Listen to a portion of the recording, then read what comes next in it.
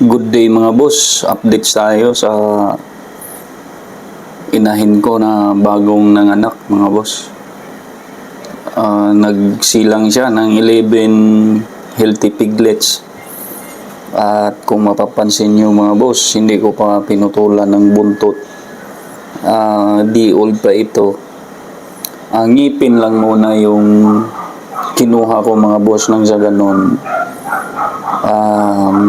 Hindi masugatan yung tits ng mama.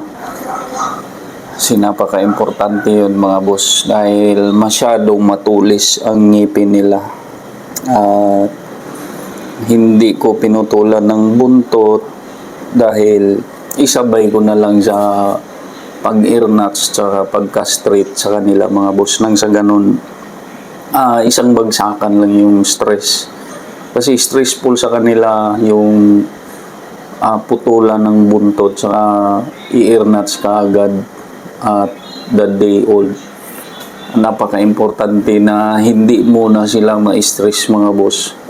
Nang sa ganun, hindi sila lumaking sakitin tsaka bansot. Kasi mababansot yung mga biik mga boss pag dumaan sa matinding stress. At the same time, at the age of 3 days old nila, magturok tayo ng iron.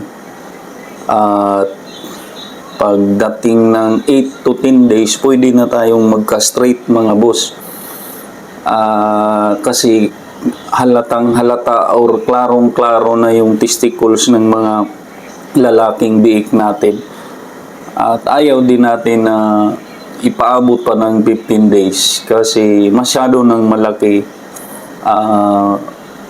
yung pagsugat sa kanila during castration. Masyadong malaki din kasi malaki yung testicles para makalabas.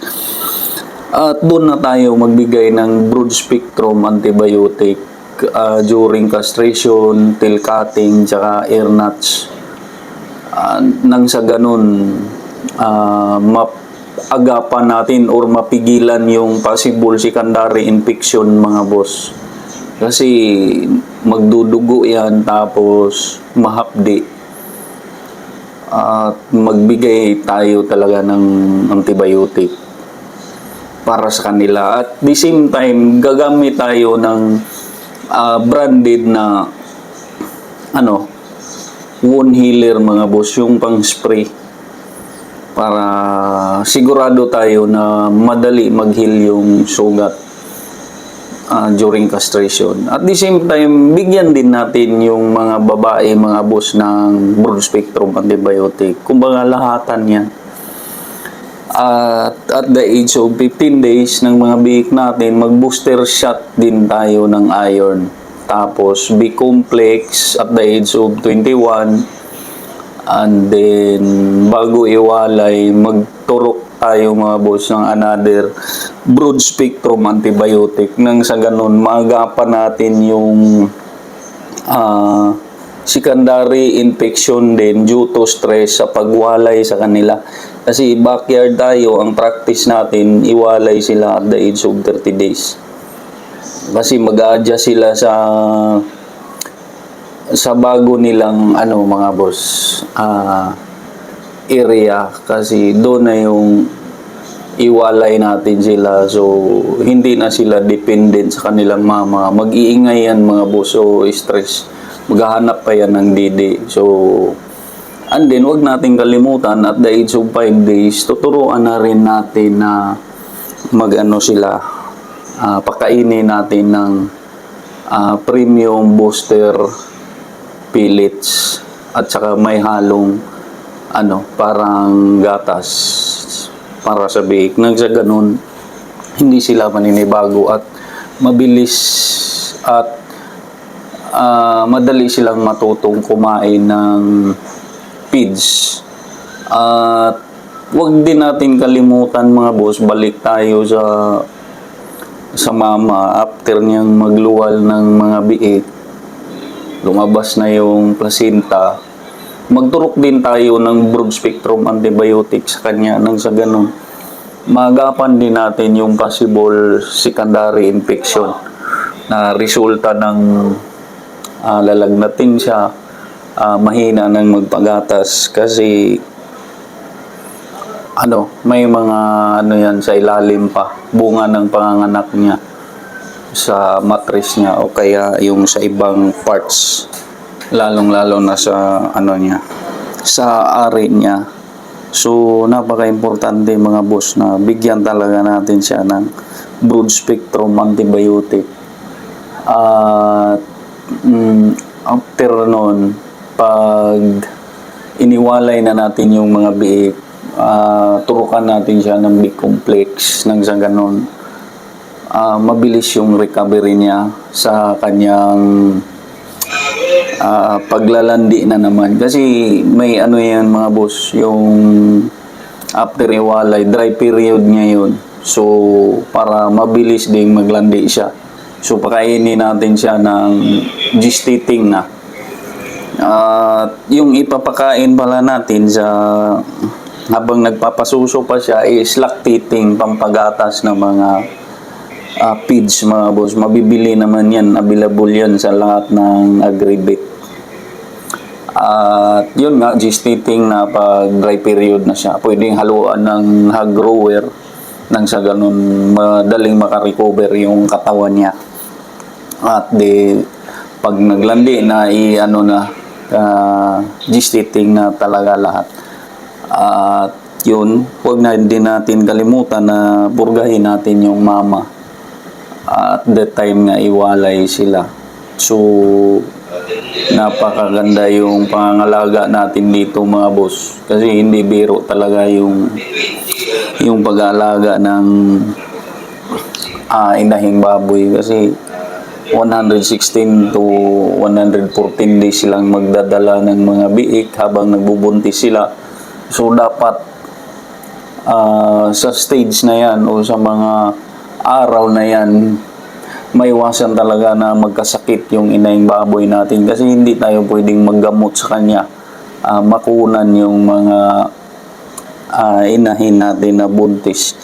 Nangyari na yan sa isa kong kasama na namatayan daw siya ng inahing baboy kasi buntis, bigla na lang hindi kumain, hindi niya ginamot dahil buntis nga. So napakahirap mga boss. Kailangan din talaga i-consider natin dito yung environmental nila, na maganda yung pabahay natin sa mga inahing baboy natin. Huwag nating hayaan na may tulo yung bubong, may tagas at masalibuhan ng ulan. O kaya pag sobrang init naman, kailangan may tayo mga boss, secondary na ceiling fan. Marami namang mabibili ng mga mumurahing ceiling fan. So alalaya natin ng mga boss nang sa ganun ma-minimize natin yung sobrang init, kasi maapektuhan yung health nilang mga boss. At magpaligo tayo araw-araw talaga pag buntis siya bago magsilang yung araw. Kumbaga sa tag-init yun mga boss. Sa tag-ulan naman, iwasan din natin na magpaligo sila, paliguan natin araw-araw nang sa ganun maganda ang health at masustain natin ng tamang pag-aalaga natin sa kanila, yung health talaga nila. At mag-supplement din tayo ng mga vitamina mga boss. Yan yung pinaka-importante. Itong alaga ko na inahin, nagkasakit ito 10 days bago siya manganak. So nagdasal talaga ako na sana umabot siya ng manganak siya bago ko siya ma-applyan ng mga antibiotic o kaya antibacterial. Sa awa ng Diyos mga boss, nakaluwal talaga siya. So sa ngayon, stable na yung health niya, maganda na yung pakiramdam niya, matansa naman natin yan mga boss. So napakahalaga talaga dito na nasa tama yung pag-aalaga natin at may kaalaman talaga tayo sa pangangalaga ng inahing baboy. Nang sa ganun, hindi tayo malugi mga boss sa isang cycle kasi malulugi talaga tayo. Kung susumahin natin, maliit lang talaga ang kita dito sa pag-alaga ng inahing baboy. Kung ibenta natin yung mga biik kasi yun nga, mahal yung feeds. So hopefully, ang presyo din ng baboy ngayon, hopefully, hindi na masyadong baba ng baba kasi pababa ng pababa mga boss. So mahal yung feeds. Parang tabla-tabla na lang talaga. Pag papakainin natin to ng hindi masyadong sustansyado, balansyado sa protina, affected din ang growth ng mga biik mga boss sa ilalim pa lang tsaka sa nung iluwal na siya. So mas maganda talaga yung habang nagbubuntis siya, maganda yung pangalaga natin sa kanya. At the same time, maganda yung ipapakain natin, yung mga premium feeds talaga. Nang sa ganun, super bilis at laki ang mga alagang biik natin. Madali silang lumaki at the same time, madali natin silang maibenta at maganda-ganda din yung kikitain natin kasi mabilis silang lumaki at saka mataas yung mga timbang nila. So yan lang mga boss. I know yung iba dito magaling at may kaalaman na sa pag-aalaga ng inahing baboy. Hanggang dito na lang po. Maraming salamat sa lahat ng nanonood at nakikinig sa mga videos ko. I hope yung mga hindi pa nakapag-subscribe, sana po mag-subscribe kayo. Maraming salamat po.